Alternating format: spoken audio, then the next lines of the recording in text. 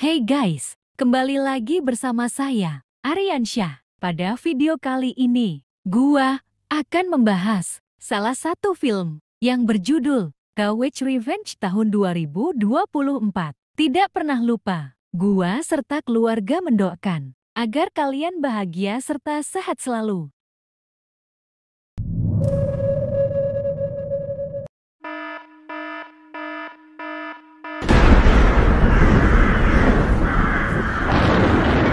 Cerita diawali dengan memperkenalkan seorang wanita bernama Malina yang sedang berjalan di tengah hutan, di mana Malina tiba-tiba dicekik oleh sesosok makhluk gaib yang dipercaya sebagai dewa kematian dan...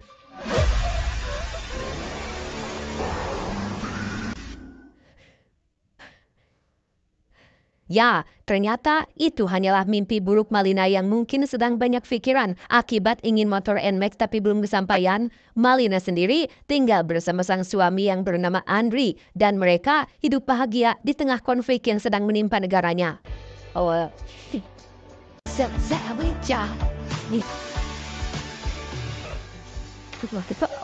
Malina pun menelpon bibinya untuk memberitahu tentang mimpi tersebut yang pada akhirnya diketahuilah jika Malina adalah keturunan penyihir sama seperti bibinya. Mendengar Malina yang mengaku sempat melihat dewa kematian dalam mimpinya membuat sang bibi menjadi khawatir karena ia percaya jika itu adalah pertanda akan sebuah hal buruk yang akan terjadi.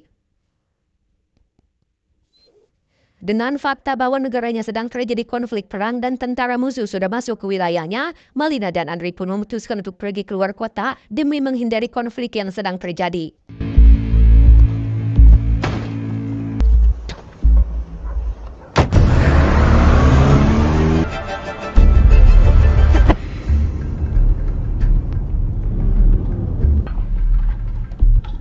Dan ya, tentara musuh rupanya sudah memblokir semua jalan yang ada. Dengan kata lain, mereka berdua tidak bisa pergi kemana-mana sampai Malina teringat dengan rumah si bibi dan menyarankan untuk mereka pergi ke sana saja.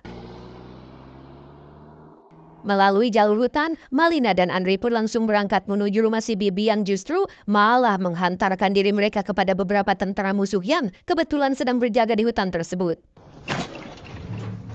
Ketegangan pun dimulai ketika para tentara ini mulai memeriksa identitas mereka berdua, di mana salah satu tentara yang cunihin pun mulai bersikap tidak senonoh dengan menurunkan resleting jaket Malina, sehingga Andri yang tak terima istrinya dioprek-oprek pun mulai mengambil pistol yang dibawanya dan...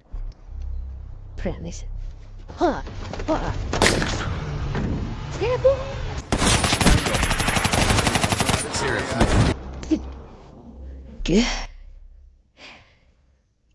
Hasil dari kejadian itu, Andri terkena satu tembakan yang membuatnya mengalami sekarat, sempat akan menolongnya dengan cara membacakan bejeb-bejeb alias mantra sihir. Malina tampaknya sudah terlambat karena Andri keburu meninggal dan dibawa oleh dewa kematian.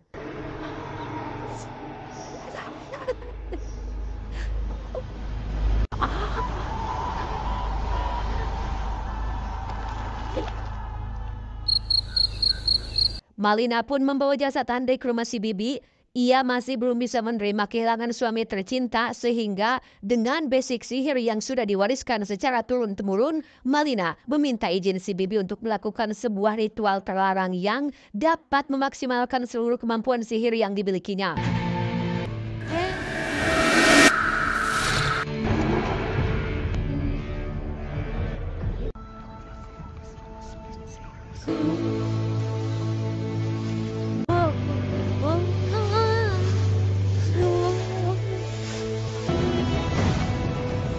Sementara itu, si kapten dan 6 anak buahnya terlihat sedang melakukan briefing terkait pasokan makanan yang terhambat di tengah jalan, sehingga atas dasar kondisi darurat di tengah situasi perang, kapten memerintahkan separuh anak buahnya untuk pergi ke kota dan ambil apapun yang mereka butuhkan sesukanya.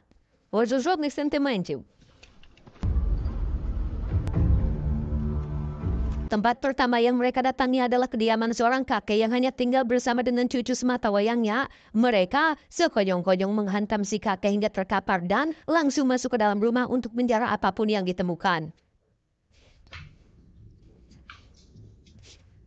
Dan inilah cucu si kakek yang bernama Katia, di mana salah satu tentara yang paling mesum bernama Victor pun dengan koploknya memeluk Katia dari belakang, memukulnya hingga pingsan, dan menggadabahnya tepat di hadapan teman-temannya sendiri. Apa? Secara kebetulan, di luar ada seorang nenek-nenek tetangga yang menyadari Katia sedang dalam bahaya. Beliau pun mencoba menegur dua tentara yang berjaga di luar, tapi apa jawabannya? Nui nakrinati.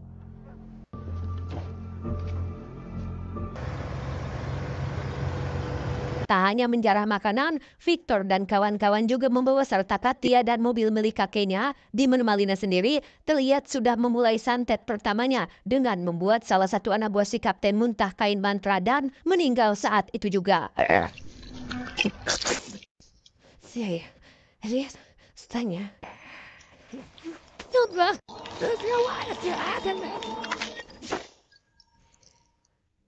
Setelah menganggap jika apa yang terjadi pada anak buahnya hanya serangan jantung biasa, kapten yang risih dengan kelakuan Victor pun menyuruhnya untuk segera membuang Katia jauh dari camp ini, di mana Katia yang malang pun akhirnya diketemukan oleh Malina yang kebetulan langsung mengajaknya untuk balas dendam.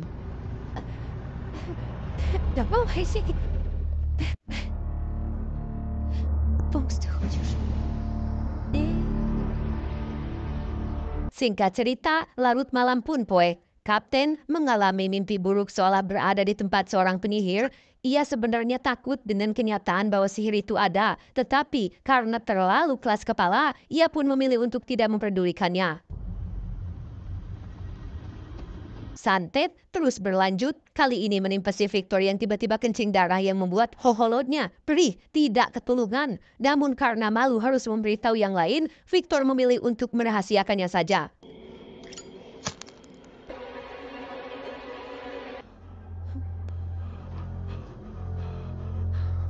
Tak hanya Victor, tentara yang lain bernama Samsul pun juga mendapat teror langsung dari Malina. Berbeda dengan yang lain, Malina tak sengaja menemukan foto keluarga Samsul dan punya ide cemerlang untuk menyantetnya dengan cara yang berbeda.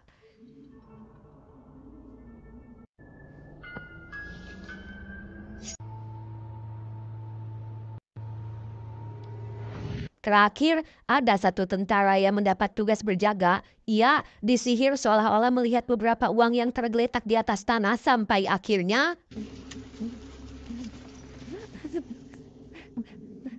Keesokan paginya, tepat saat kapten dan pasukan akan melakukan apel pagi, mereka mendapat pesan teks yang sama, yaitu hutan ini akan menjadi kuburanmu. Masih dengan nalar dan logikanya, kapten pun meyakinkan seluruh anak buahnya bahwa ini hanyalah strategi musuh untuk menyerang psikologi dan mental mereka semua. Tak lama, muncullah satu tentara yang ketakutan. Ia mengajak kapten dan kawan-kawan untuk melihat satu lokasi yang sudah dipenuhi oleh pernak-pernik ritual menyeramkan. Masih dengan alasan yang sama, yaitu strategi musuh, kapten dan anak buah pun tak merasa ketakutan sedikit pun sampai mereka mencari di mana si penjaga semalam berada. Barulah di situ mereka ketakutan saat melihat si penjaga sudah terikat di atas pohon dengan mulut yang dijahit rapat.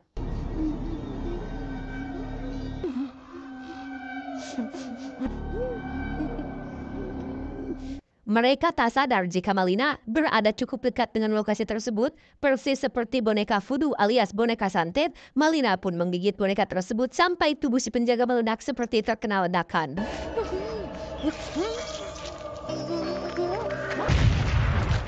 Entah kebetulan atau memang disengaja, kapten menemukan kail pancing dan tali kenur yang mengait di celana salah satu anak buahnya, sehingga lagi mereka menganggap ini hanya jebakan buatan musuh untuk menakut-nakuti mereka semua. Dan ya, Malina kembali melakukan ritual untuk meningkatkan kekuatan sihirnya. Seperti yang dijelaskan di awal, ritual ini adalah ilmu terlarang yang juga perlahan merubah fisik Malina menjadi seorang penyihir buruk rupa. Sempat dilarang dan diperingatkan konsekuensinya, Malina sudah tidak peduli dan tetap akan melanjutkan balas dendamnya.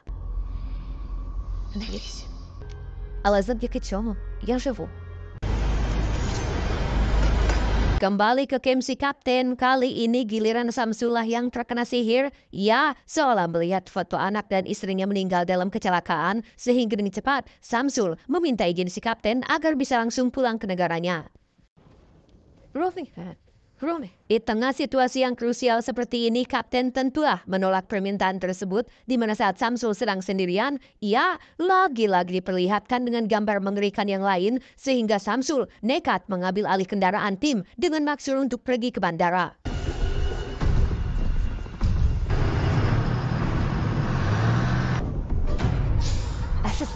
Dan ya, Samsul mendapat penampakan sosok Malina yang berdiri di tengah jalan. Samsul yang ketakutan pun mulai mengendarai truknya secara ugal-ugalan sampai tak sengaja melindas salah satu temannya yang berada di dalam tenda.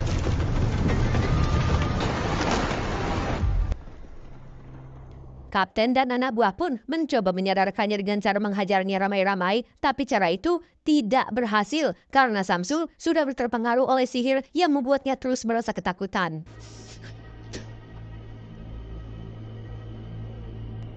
Keesokan paginya, tepat saat Kapten dan anak buah baru bangun, tentara pribumi pun melakukan serangan yang membuat mereka semua kalang kabut.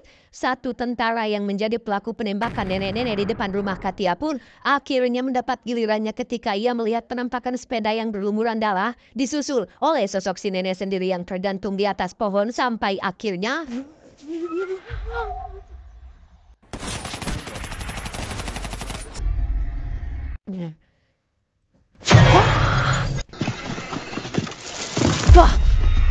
Tak lama, muncullah si Kapten yang tiba-tiba bersikap aneh dengan membuat tanda pada dahi si tentara, dan inilah yang terjadi. Zemmer.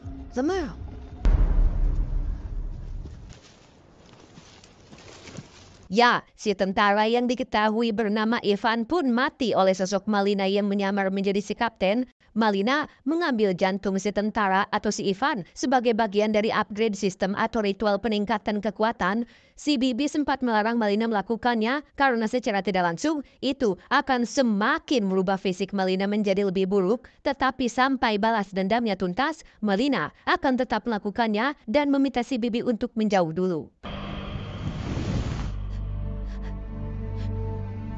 Kembali ke si Kapten dan anak buah yang masih bertanya-tanya tentang Ivan yang mati dengan kondisi jantungnya hilang. Pada titik ini, logika dan akal sehat mereka pun mulai goyah tatkala menyadari jika insiden yang terjadi semakin lama semakin tidak masuk di akal. Namun Kapten yang ingin anak buahnya tetap waras pun terus meyakinkannya bahwasannya ini semua masih ulah dari regu pembunuh yang sengaja ditugaskan negara musuh untuk menjatuhkan mental dan psikologi mereka semua.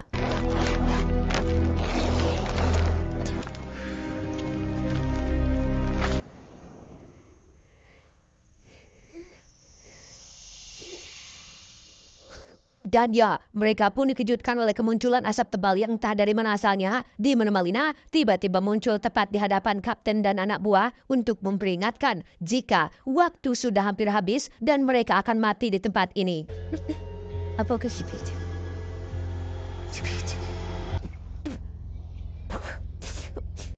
Ya, Komandir. Nah, Keesokannya setelah tersadar dari pingsan, mereka kembali dikejutkan oleh menghilangnya jasad Ivan. Masih dengan teori regu pembunuh, Kapten dan anak buah pun memutuskan untuk melakukan sweeping, sementara Victor akan tetap di sana menjaga camp mereka.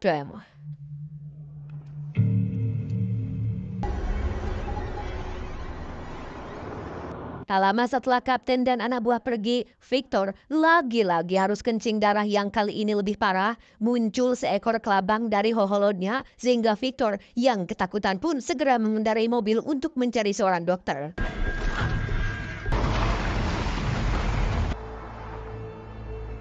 Alih-alih menemukan seorang dokter, Victor yang hoholodnya semakin lama semakin perih pun akhirnya tumbang di pekarangan rumah seseorang. Ia pun berteriak sekencang mungkin dengan harapan akan ada seseorang yang datang menolong. Tapi tebak siapa yang datang?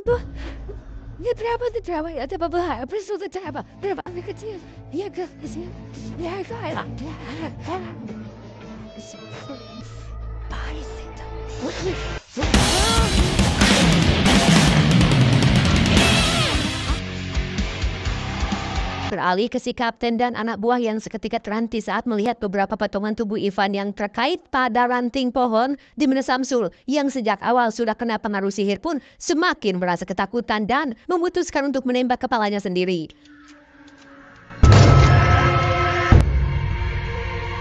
Tepat saat Samsul mati, muncullah Malina dari kejauhan, di mana si kapten dan anak buah pun langsung memberondongnya dengan peluru panas dan...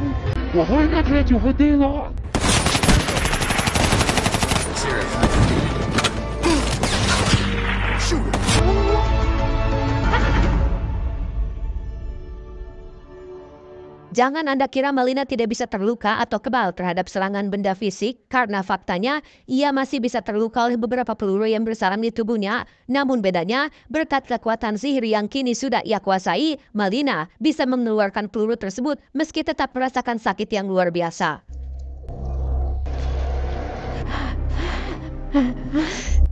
Berdasarkan jejak darah Malina, kapten dan 3 anak buah yang tersisa pun akhirnya berhasil menemukan kediaman si Bibi tempat Malina berada, di mana Agus dan Setiawan pun diperintahkan untuk berjaga di luar, sementara kapten dan Sony akan masuk terlebih dahulu.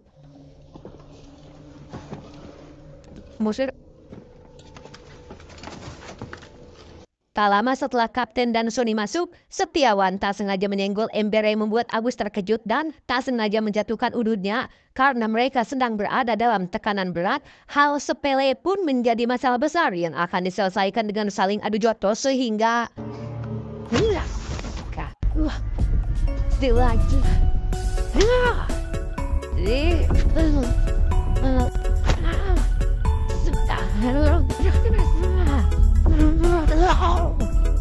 Setiawan berhasil mengalahkan Agus dengan cukup mudah. Tak terima dikalahkan oleh seorang junior, Agus pun langsung mengambil senjatanya dan...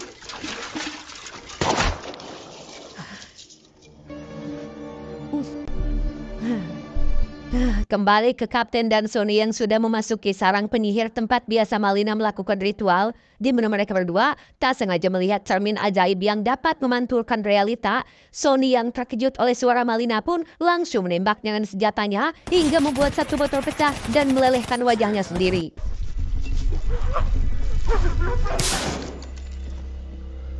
Kini yang tersisa hanya tinggal kapten seorang, di mana saat Malina muncul, kapten dengan cepat menghantam kepalanya hingga Malina dibuat tak sadarkan diri. Sama seperti Victor anak buahnya, kapten merupakan orang bejat yang langsung menggedebah Malina dari arah belakang, tapi tiba-tiba... Ya, kapten ternyata sedang menggadabah Agus yang dalam penglihatannya adalah Malina, di mana Agus langsung dicekik dan diambil jantungnya untuk meningkatkan kekuatan sihirnya.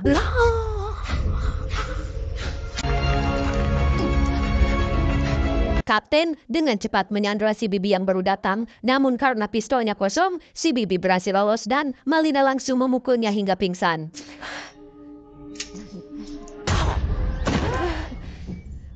Alih-alih akan makan jantung manusia lagi demi meningkatkan kekuatan sihirnya, Bibi memberitahu tentang balas dendam Malina yang sudah selesai. Kini yang tersisa hanyalah si kapten seorang. Untuk apa Malina susah-susah meningkatkan ilmunya hanya untuk membalas satu orang? Terlebih lagi setelah diketahui jika saat ini Malina sedang hamil anak suaminya, si Bibi menyarankan solusi yang lebih efektif, praktis, yaitu dengan memanipulasi pikiran si kapten agar menjadi percaya bahwa penyihir itu ada.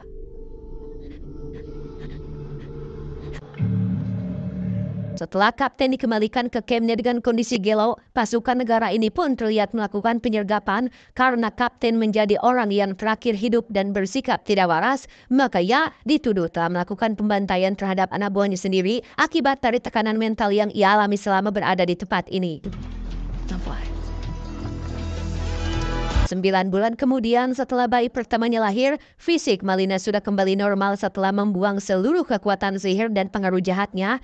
Andai kata kejadian serupa terjadi lagi, Malina sudah tidak khawatir karena ia hanya perlu berubah menjadi penyihir lagi.